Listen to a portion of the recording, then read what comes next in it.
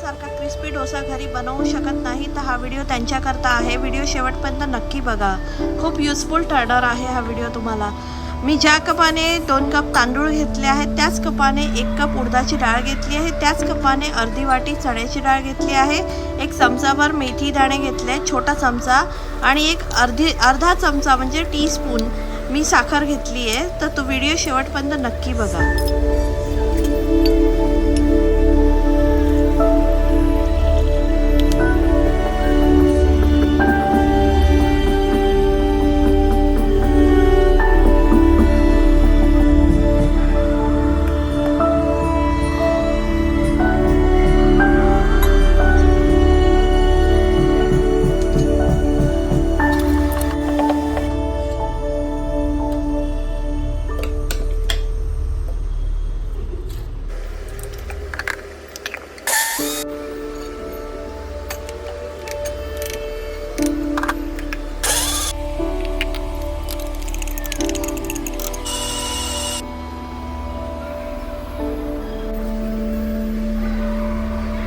इथे तुम्हाला हातानेच विस्क करायचं आहे, कारण त्याने फर्मेंटेशन व्हायला प्रोसेस म्हणजे छान फर्मेंट होतं हाताने केल्यावर।